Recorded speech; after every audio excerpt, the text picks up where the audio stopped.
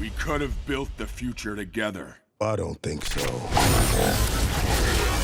First off, congrats on the movie. It was phenomenal. Had a great time with it. I wanted to Thank ask you you. both, this is an origin story, right? So what was it like kind of taking these characters back to their roots? Their Optimus and Megatron are iconic. So what was your approach to these characters? Chris, I'll start with you. Okay, sure. Or Brian.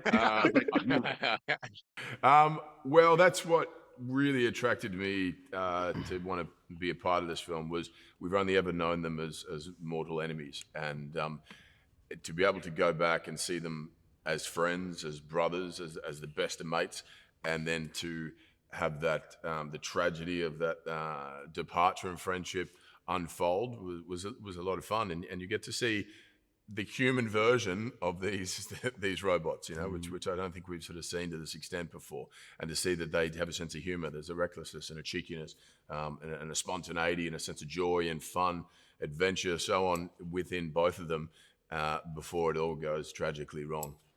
Yeah, it was the correlation to the Greek tragedy-ness of it for me. Like there's something very like Greek and Shakespearean about the two of them and how they started. Yeah. Like that brotherhood that just goes wrong, like, you know, the Julius Caesar-ness of it that happens, you know, I also wanted to see the heart, you know, because you get to see them, you know, and what part of their lives you think? Like it would be like their early 20s, like Yeah. trying to figure out who they are in the world. Like if we're gonna be, you know, subordinate to what's being told, like stay within the lines, or are we gonna rebel? It's like, and I think we all relate to that. I think we all relate to that moment in our lives where we're like, do we do what society tells us to do? Are we just going to stay within the lines, or are we going to break out and find our own individual spark? And I think that is what's so important about Transformers 1 is you get to see that. You actually get to see the heart of who they are. Yeah, that's amazing. It really speaks to the characters and seeing that, again, human side you were saying, Chris. I guess one more question for you guys. I know we're kind of short on time. Chris, I'll start with you again. Is there a singular moment that you're excited for the fans to see or that stood out to you?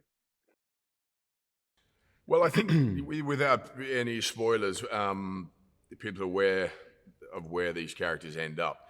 But the moment the decision is really planted, and we were just discussing this sort of, you know, later in the film, where you see the real decision of no, we're going in different directions now, and there may not be a return, and we can't come back from it. That for me, even last night at the premiere, watching it was like, heartbreaking. Yeah, and I'm really excited for people to see that. For me, it's the laughter. Like when you get to see the two of them actually be just idiots together, like just in reckless abandon, yeah. following each other, doing what they got to do. Like the absolute brotherhood of it is really cool. To even hear them laugh, like to actually hear the two of them jest and laugh together is something that I think will be incredibly impactful. For sure. Yeah, I don't think we've ever seen these characters laugh. Never seen them laugh. No. Yeah, that moment of levity, I think, just adds to it, and it adds to the heartbreak, as like you were saying, the diverging paths kind of happen. Brian, I've got one question for you. Of course, Okay. with Megatron, where would you like to see that character go? Because we know, again, things Oh. eventually take a turn, but what would you like to do with him going forward? You know, like I don't know. Like I what I love, what I want is for audiences to walk away from this movie being like, you know what? I didn't used to mess with Megatron, but I get it. I get him now. I absolutely understand. Like I want to like really confuse Autobots fans of what side they want to be on. You know, like I think that to me gives him justice because like, you know, we're always presented with these villains and we're already told that we're not supposed to love them or rock with them in any way. So what I'm liking the most about this is that people are actually feeling for Megatron and going, oh yeah, all right, I hear you, there's another side.